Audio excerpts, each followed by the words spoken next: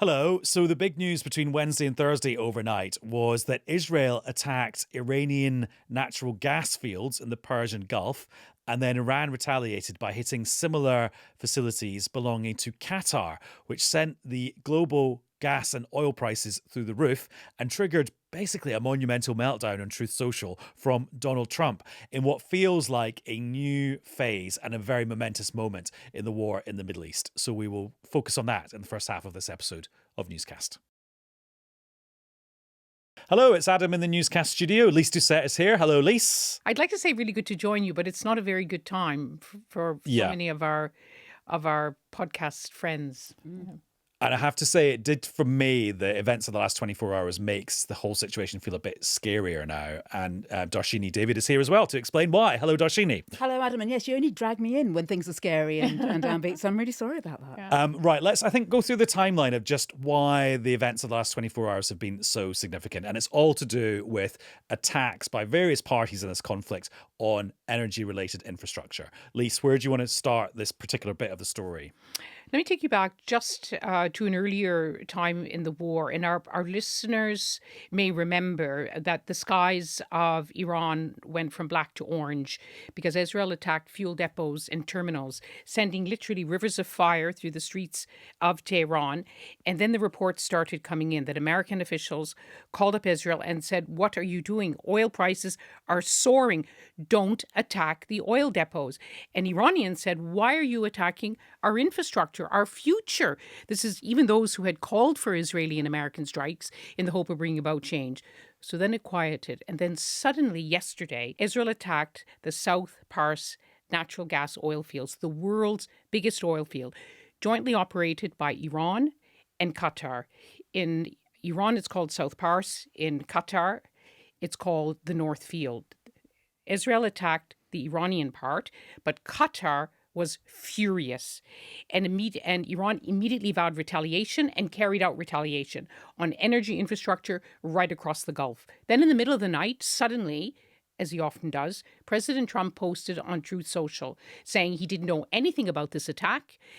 In capital letters, he said Israel will not attack again. And he warned that because Iran had retaliated against a liquefied natural gas, initial LNG liquefied natural gas plant in Qatar and elsewhere, that if Iran continued to retaliate, that he would literally take out all of their energy infrastructure.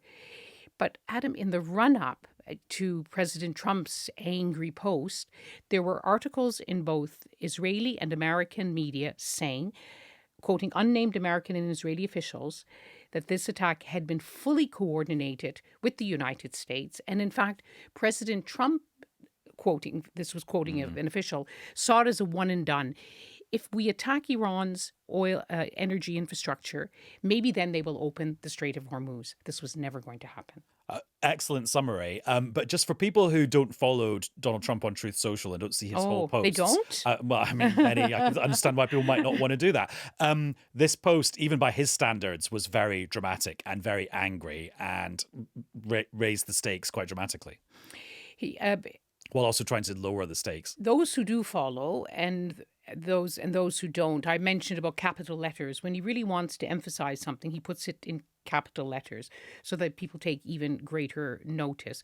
But it was full of fury. I have to say, given what I described as the background, that the Americans had made it absolutely clear to Israel, don't attack, I find it almost, shall I say, almost impossible that Israel would not go back, knowing the Americans did not want this, and attack this natural gas field that is largely owned and operated by President Trump's close friend, the Emir of Qatar. That would be unthinkable. And Dharshini, when you were scrambling to cover this story on Wednesday night, I mean, what were the first things that were running through your head about the implications of all of this?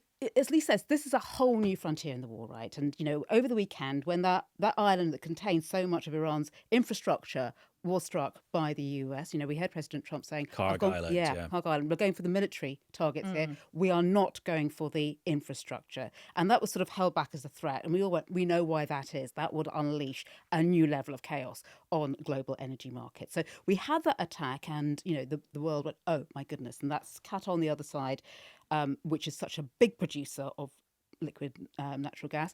And then, of course, we heard Iran saying, we're going to retaliate. These are the kind of targets we're looking at. These are the areas which should be thinking of evacuating.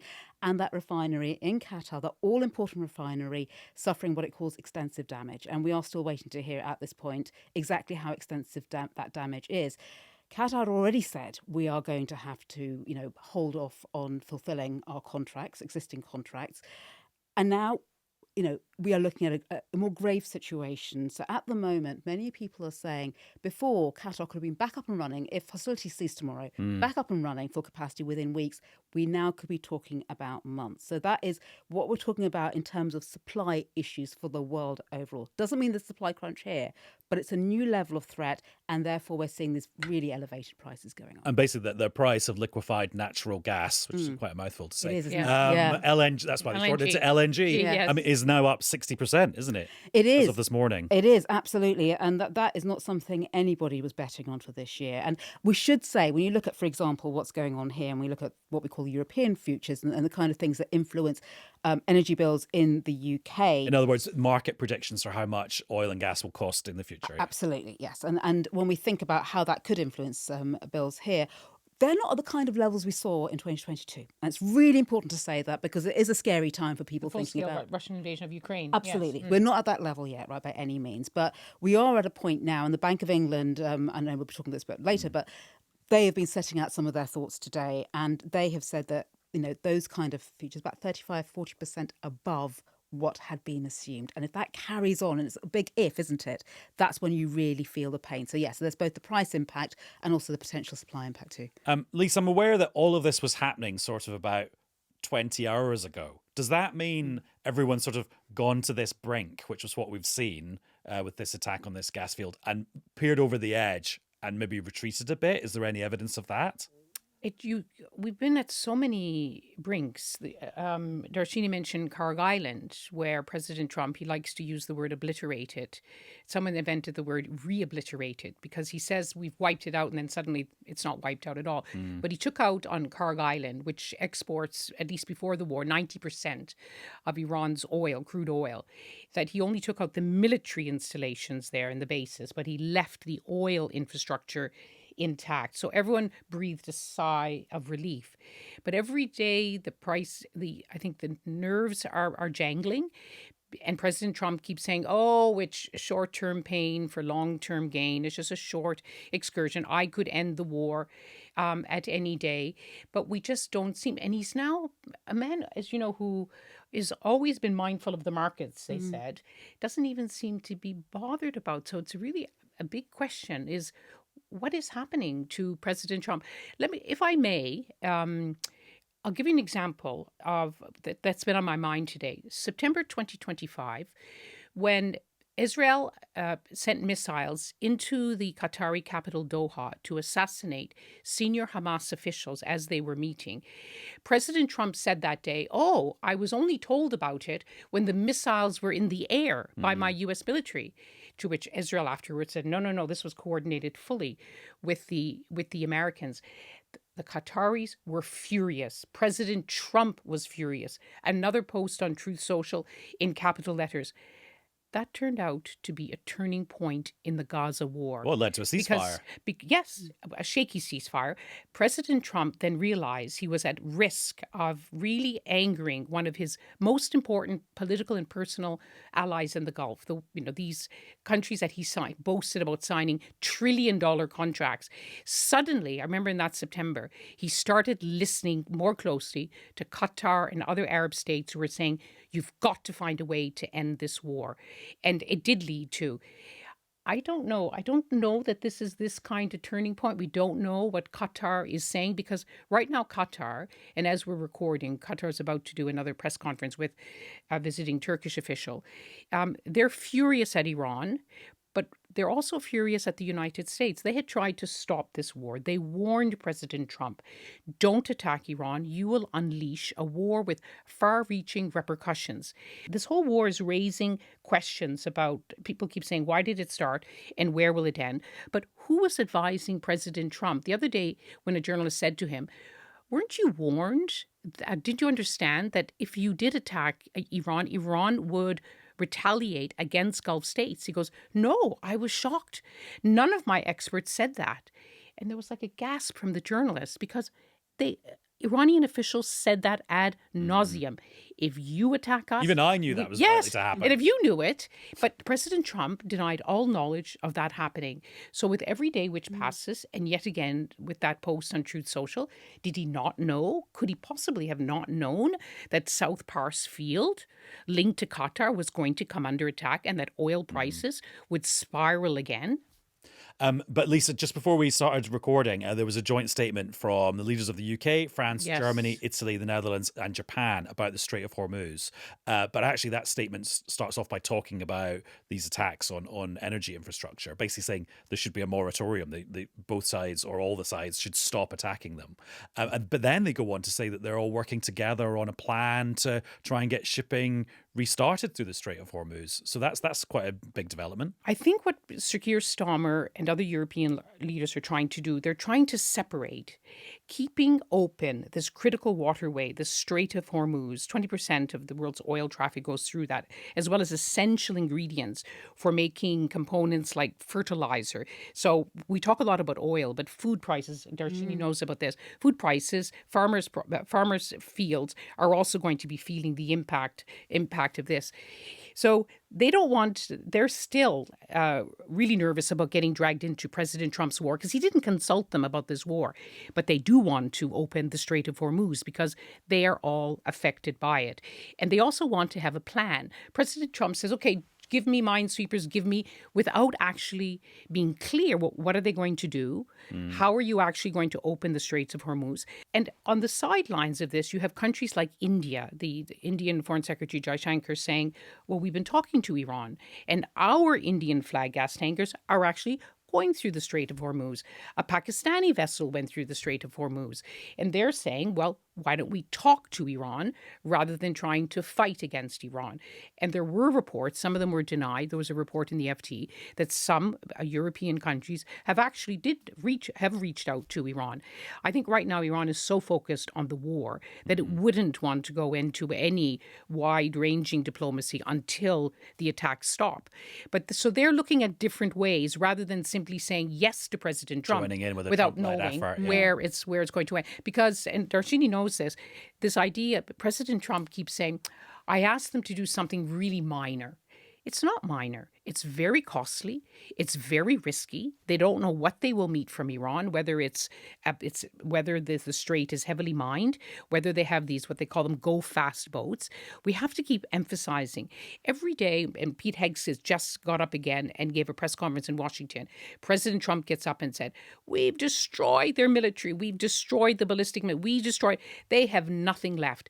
But Iran is proving day in, day out, yes, it has suffered significantly, but it is still able to fight. And it's interesting because you read that statement and there are so many references to the international law of the seas, UN resolutions about freedom of navigation. And you can see why those leaders are doing that. And that is to delineate it from the US and Israeli war against Iran. It's like we're trying to solve a different problem here.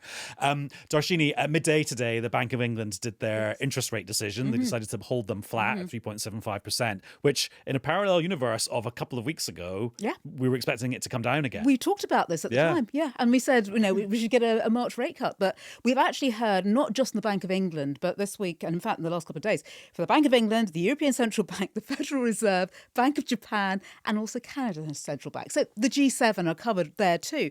And it's been really fascinating to see what they make of this. And, on the one hand, we have oil analysts saying, oh my goodness, we could take months to get back to full production, et cetera, et cetera. We've got energy prices elevated. But if you look at where they are and some of the levels, people are saying, oh my goodness, if we are looking at an energy price shock and we're seeing this level of disruption, shouldn't oil prices be around $150, $200? They are not, because they are still saying, well, there could be some ways of getting around this. And as a result, you've got these central banks coming out with some really intriguing comments about the outlook for inflation. Well, they sound quite calm. Well, I know. I was going to say, Adam, Are they? they do sound quite common. I was going to say, when I say to people, oh, it's a really fascinating set of minutes from the Bank of England, I get odd looks, but I know that you enjoy reading them yes. too, so I know I'm in a safe place here. But they did actually sound, instead of saying... This is probably temporary. The economy can probably handle it. Yeah. Let's be cautious, but not too worried. Let's play a waiting game here. And they're saying instead of ending the year at 2%, inflation may end around 3.5%. Now, they had that discussion yesterday. Things have changed overnight. We're probably looking at a 4 rather than a 3 if things carry on like this. But at the same time, that is not disastrous compared to what we saw back in 2022. And other central banks are coming out with similar things. Though, having said that, the markets have been moving in the hours after that, the bond markets, because they're saying all these central banks are admitting we're seeing a risk of that fall in inflation being derailed, and therefore the chances of further interest rate cuts being derailed. And so those bond markets are raising their expectations of interest rates. That's why we've seen more expensive mortgages.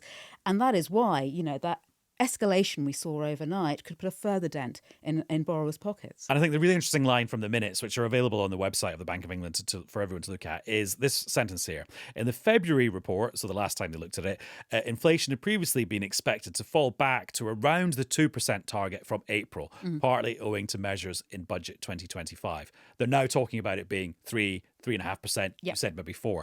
But the key clause there is partly owing to measures in budget 2025. So Rachel Reeves did some stuff to bring down people's energy bills, which would bring down inflation overall, which has now been, at a stroke, reversed by the war. Well, it's kind of been reversed, but remember that what we're talking about when we come to energy bills, the help from the government kicks in at the end of this month, right?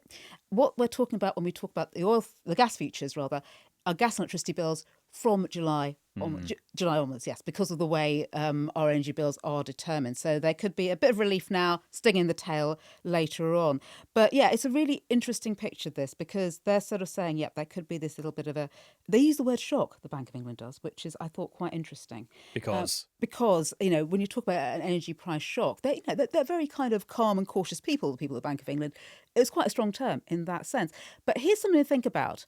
Our weakness could actually become a strength in this because, we've had some figures out this morning which were a reminder that the jobs market has been pretty shaky. Things may have levelled off at the start of this year, but it was a tough year last year for job seekers. Unemployment was rising. Growth has been rather shaky. Now, those factors actually mean when you get price pressures, it's harder for businesses to pass on price rises because demand is quite weak. Right. And that could help keep a lid on inflation and therefore interest rates in the UK.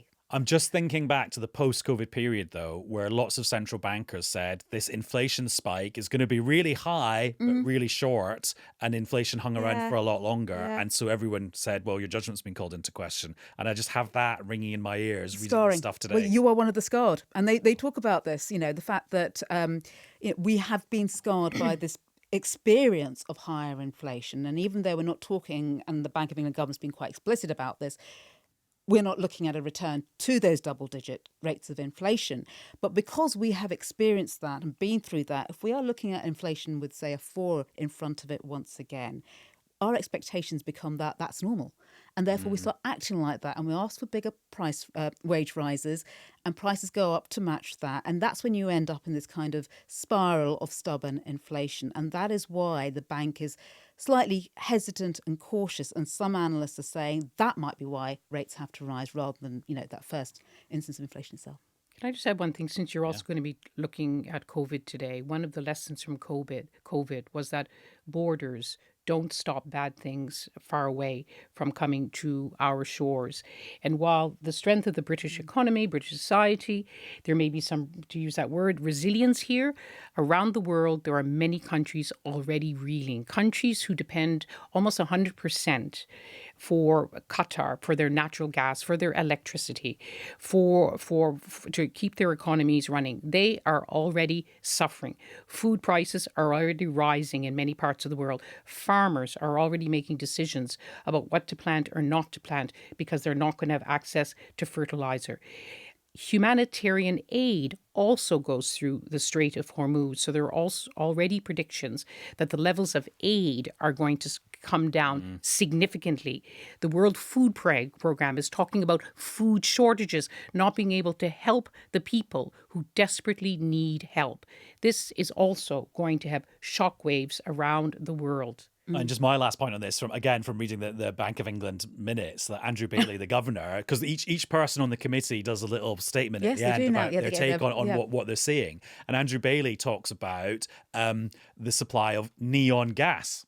And so I looked up that. I'm like, surely we're not worried about like late night cocktail bars putting up new signs and not being able to do nice neon signs. But no, neon is a crucial component for making semiconductor chips, which, as we've been discussing for the last 2 years, are some of the most important things in the world economy right now. Absolutely. And countries like South Korea, which rely very heavily on imports to do these things, have already been warning. And that's why when you look, as Lee says, when you look at that global picture, there's some real standouts here. And South Korean stock markets are one of them because of that risk. And that, of course, risks the rest of us. There's all sorts of, fallout here. Schools being shut in some countries, universities, those kind of things, 4-day weeks. I mean, there's real disruption going on up and down. And it's really, people may not want to switch on the TV right now and see the flames over Iran. But on the other hand, this is coming into our own living rooms and our own pockets, whether we like it or not.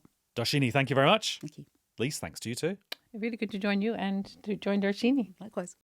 Now, we're recording this episode of Newscast on Thursday, the 19th of March. Here is what Laura and I and Fergus were doing 6 years ago exactly. Hello, it's Adam Fleming at Westminster. And Laura at Westminster. And Fergus Walsh at New Broadcasting House. In a very well lit cupboard by the looks of things. I've got a studio all to myself. This is, you could self-isolate here, I tell you. You might have to. Just don't speak too soon. You might have to. And are we sitting, I think we are sitting actually further apart than we normally would, I think. Yeah. I think it's meant to be 2 meters, isn't it? 2 meters. I don't know if this is quite... Actually, it probably is 2 meters. Okay.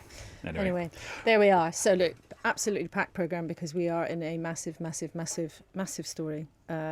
And huge unfolding crisis for the country. So we've got tons to talk about. Yeah, and the number du jour isn't 2, it's actually 12. Yes. Because Boris Johnson, the Prime Minister, at his now daily news conference said that is when the tide is going to turn. This is how it sounded when he said it. I do think, looking at it all, that we can turn the tide within the next 12 weeks. And I'm absolutely confident that we can send a coronavirus packing in this country. Yes, that was when then Prime Minister Boris Johnson had a very optimistic view of the timeline for dealing with COVID.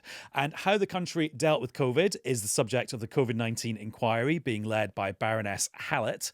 She published her 3rd report today, which is looking at the implications for COVID on the NHS then and now. And the person who's been scrutinising the work of the COVID inquiry ever since it started a few years ago is our health correspondent, Jim Reid, who is here. Hello, Jim.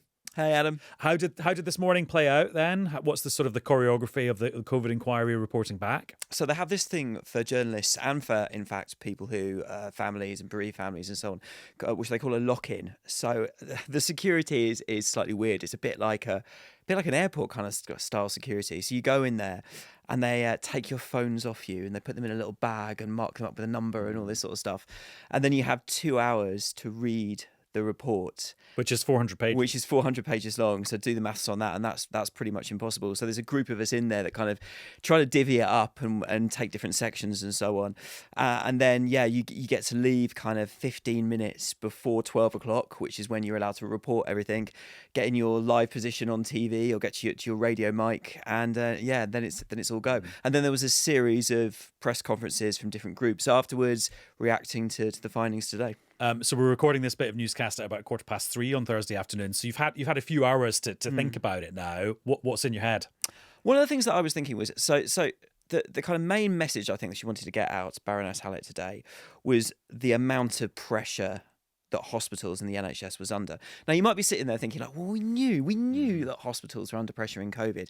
And I think we did. I'm not quite sure we realised to what extent. And that is partly because, obviously, in COVID itself, journalists, reporters were never going to get invited in to the hospitals that were really feeling the pressure at that time because, frankly, they had better things to do than to keep journalists happy. So I don't think we quite realize. I mean, I kind of think, and politicians said this at the time, the NHS is not overwhelmed.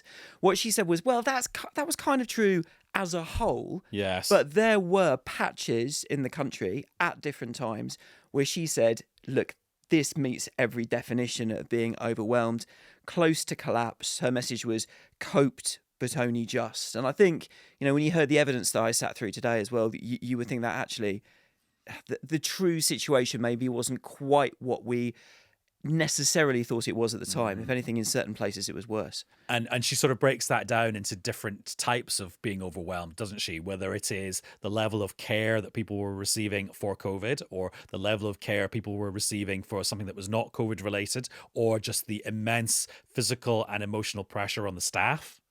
Yeah, I think if you divide it up, I think that's a sensible way of dividing it up. I mean, so just on hospitals themselves, some hospitals ran out or came very close to running out of oxygen at times. And obviously you needed that for the ventilators and the CPAP masks that COVID patients were wearing. So as a result, what they had to do was move patients out of those hospitals to other hospitals that had bigger facilities and so on. But the problem with that, and we heard this in the evidence, was that then you were left with some of these, I don't want to say secondary hospitals, but maybe not the huge ones in London, Birmingham and other big cities. You were left with these hospitals that had in them the patients that you couldn't move. And frankly, they were the sickest patients.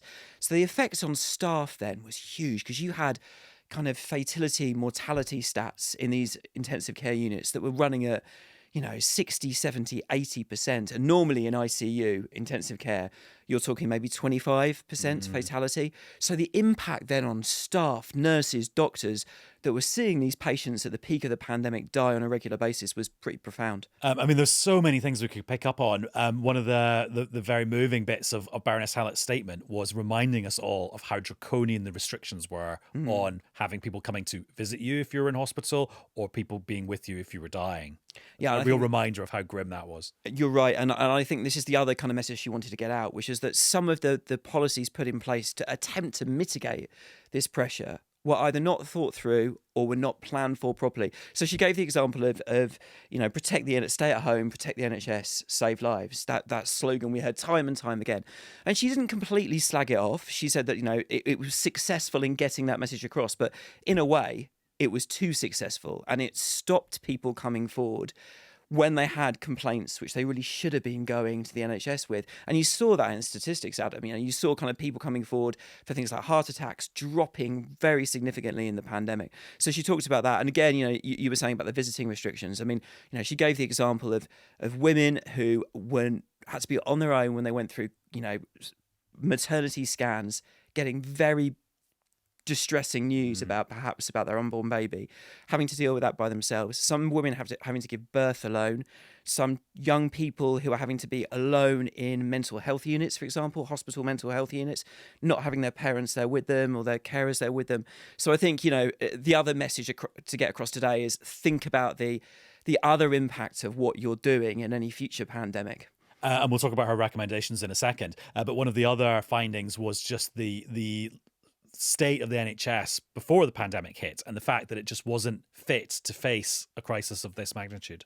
Yeah, and we saw that in the staffing. So what happened with the staffing in intensive care is because we didn't have a huge amount of excess critical care nurses, intensive care doctors. So they basically had to ship in people from other bits of the hospital.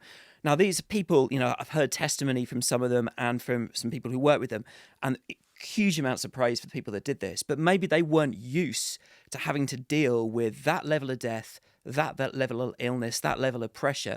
And I think it's particularly that group that she was concerned about, the long-term effects on those, now leaving the health service or living with some of these mental health conditions, post-traumatic stress disorder, that kind of thing. And in terms of what Baroness Hallett has recommended the country does to avoid this in future, I mean, there's 10 recommendations, aren't there? We won't go through all of them, but one of them is related to what you were just saying there, this idea that you have a surge capacity in emergency departments so that you can just ramp up the amount of staff you've got if there's a crisis like this.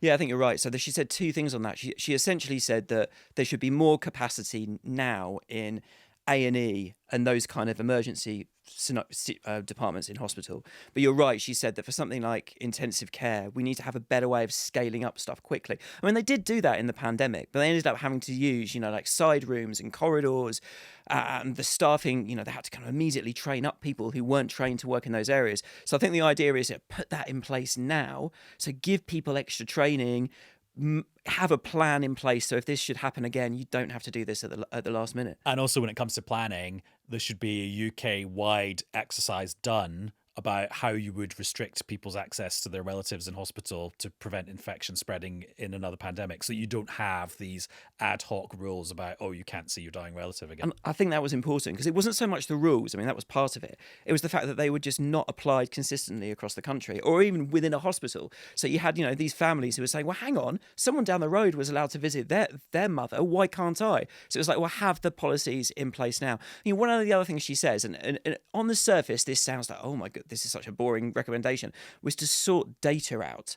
Because, for example, we had this situation with shielding in the pandemic where you had different groups who frankly should have been told or given the advice, but weren't. And then other groups who were told to stay at home and maybe didn't need to. And there was no consistency across the country. Different areas of the country apply these rules separately. So we're like, look, sort this out so that if this should happen again, there is immediately a database of patients around the country with the conditions that they've got. And so we know what we're dealing with, which they didn't have really at the time.